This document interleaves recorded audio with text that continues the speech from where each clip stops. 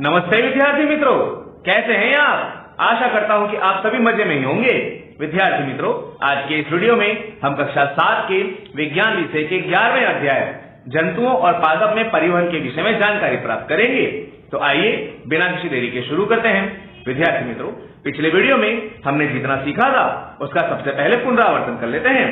हमने पिछले वीडियो में रक्त की संरचना के विषय में जानकारी प्राप्त की थी। हमने देखा था कि रक्त की संरचना में दो प्रकार के पदार्थ होते हैं, पहला रक्त द्रव्य और दूसरा रक्त कोशिकाएं। हमने ये भी देखा था कि रक्त कोशिकाएं 3 प्रकार की होती हैं।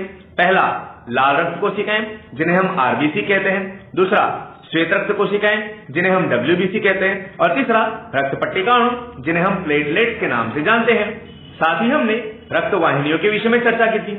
रक्त वाहिनियां हमारे शरीर में 2 प्रकार की पाई जाती हैं, पहला धमनी और दूसरा शिराएं। इनके अतिरिक्त जिस स्थान पर धमनी और शिराएं आपस में आकर के मिलती हैं वहां अत्यंत बारीक संरचनाएं पाई जाती हैं जिन्हें हम रुधिर केशिकाओं के नाम से जानते हैं। विद्यार्थी मित्रों, आपको एक बात बतानी आवश्यक है कि कभी भी हमारे शरीर के लिए रक्त अत्यंत महत्वपूर्ण होता है।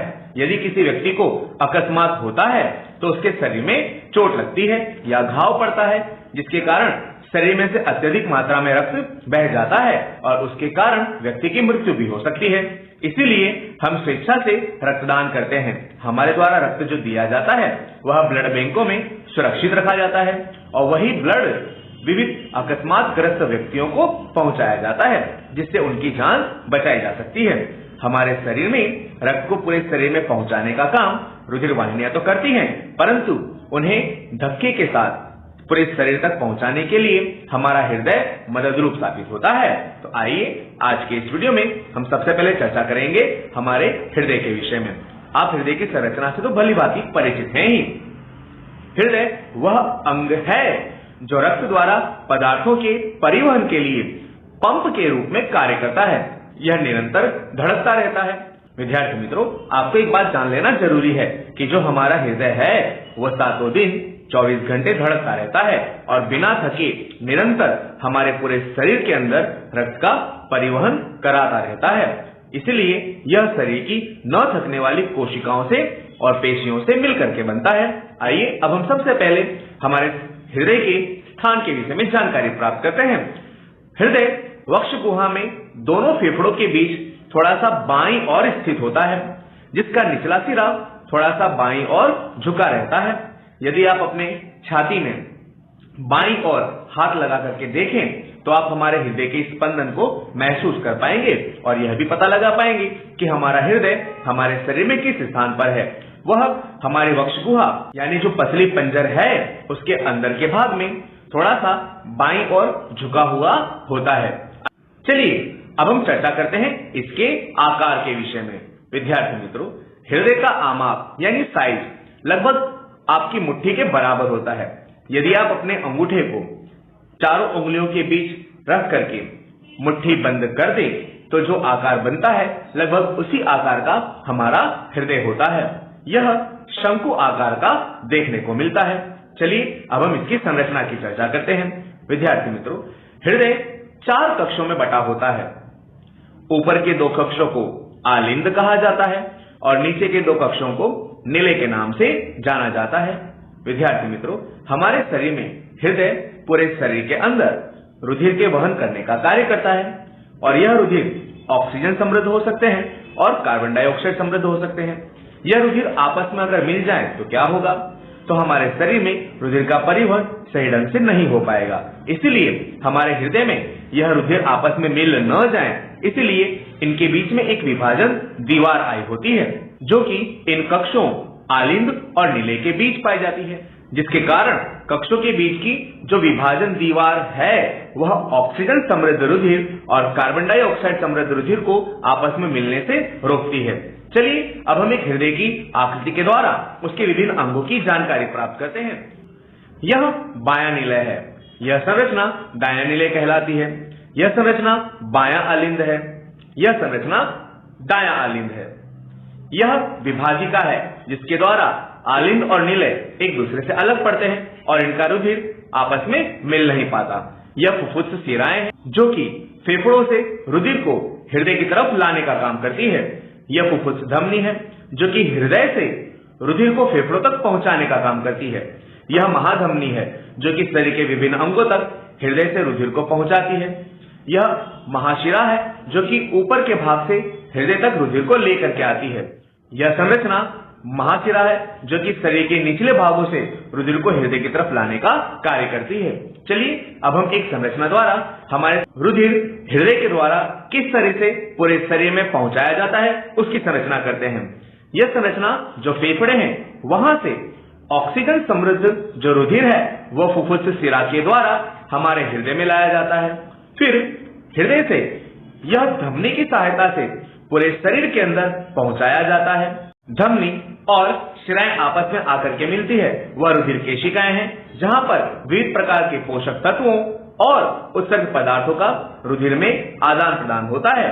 उसके बाद जो महाशिरा है वह शरीर के विभिन्न अंगों से रुधिर को इकट्ठा करती है और हृदय की तरफ लेकर के आती है।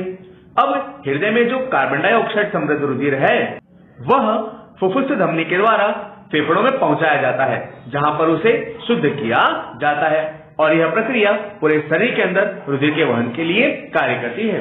यानी सबसे पहले हमारे फेफड़ों में जो ऑक्सीजन समृद्ध रुधिर है उसे फुफ्फुस शिरा के द्वारा हृदय में लाया जाता है। हृदय के द्वारा महाधमनी की सहायता से वह रुधिर पूरे शरीर में पहुंचाया जाता है जो कि ऑक्सीजन समृद्ध रुधिर है।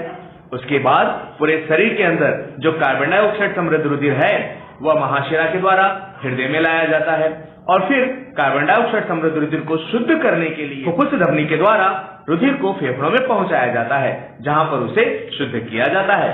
चलिए विद्यार्थी मित्रों, अब हम चर्चा करते हैं हृदय स्पंद के विषय में। जैसा कि हमने थोड़ी देर पहले चर्चा की कि जब आप अपने हाथ को अपने छाती के बाएं भाग में रखें तो आप वहां पर धड़कन को महसूस कर पाते हैं। वह वास्तव में हमारे हृदय का स्पंद ही है। हृदय के कक्ष की भित्तियां पेशियों की बनी होती है। ये पेशियां लयबद्ध रूप से संकुचन और विश्रांति का कार्य करती रहती हैं, जैसा कि आप इस चित्र के अंदर देख पा रहे हैं। हृदय का स्पंदन जीवन के हर क्षण होता रहता है। अपने वक्ष की बाईं तरफ हाथ रखें और अपने हृदय की जो धड़कन या स्पंद है उसे आप महसूस कर पाएंगे। जब हमारा हृदय संकुचित होता है और जब हमारा हृदय विश्रांति यानी फैलता है तब यह स्पंदन देखने को मिलता है।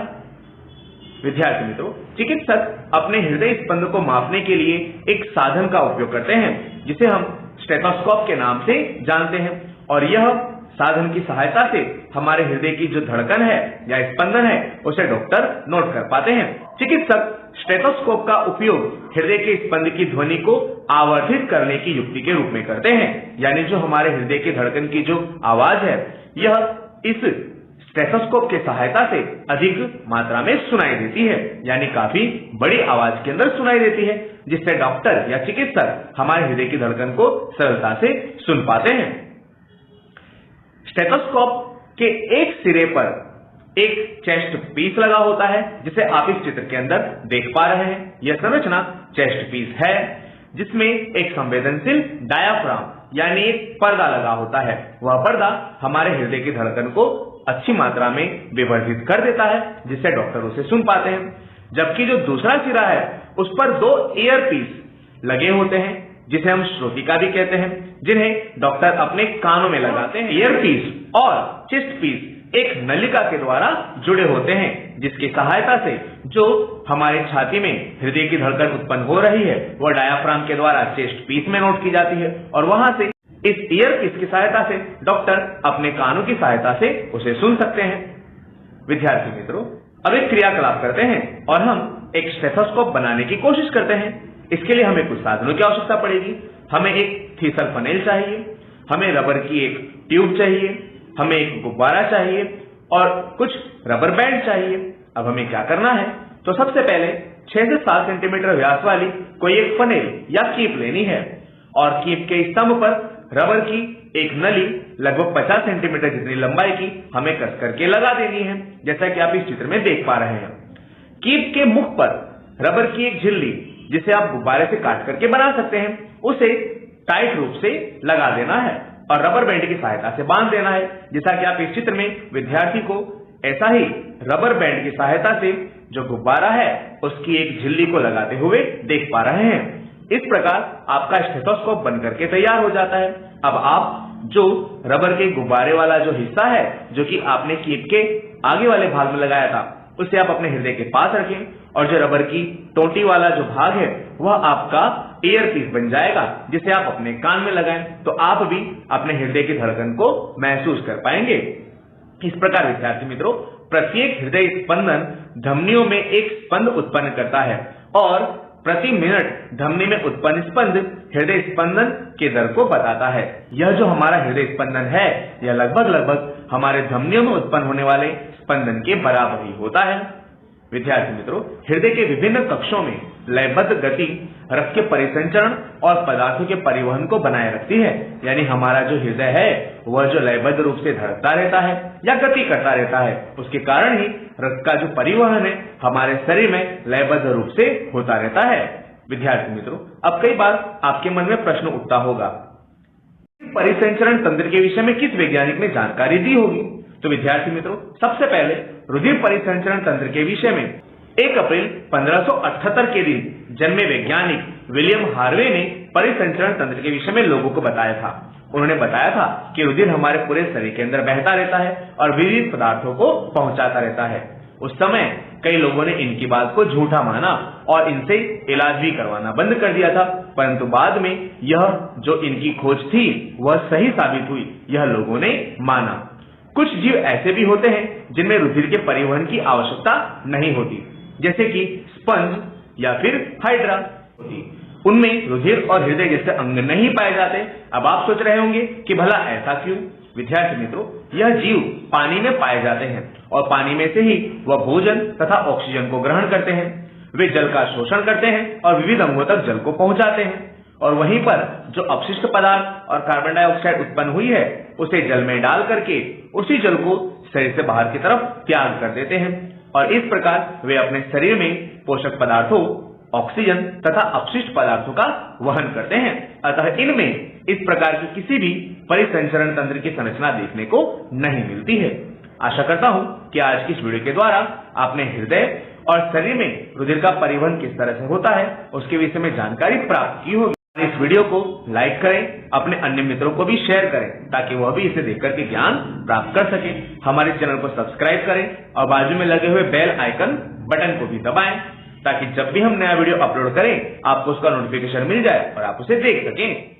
इस क्रियाकलाप को करने के लिए हमें एक रबर की ट्यूब चाहिए, एक गुब्बारा चाहिए, एक रबर बैंड चाहिए और एक 6 से 8 सेंटीमीटर जितनी व्यास वाली एक फनेल यानी कीप चाहिए।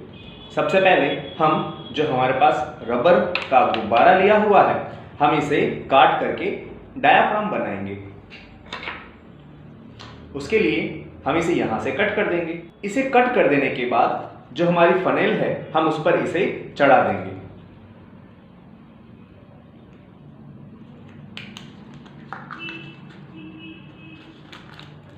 इस प्रकार इस पर गुब्बारे की डायाफ्राम चढ़ा करके उस पर हमें रबर बैंड से बांध देना है ताकि यह डायाफ्राम छटक ना जाए। अब इसके दूसरे सिरे पर जो हमने रबर की ट्यूब ले रखी है उसे हम लगा देंगे। इसे हवाचुस्त करने के लिए हम ग्लू गन से जोड़ देंगे ताकि अंदर से हवा बाहर ना जा सके और इस प्रकार हमारा स्टेथोस्कोप बनकर के तैयार है।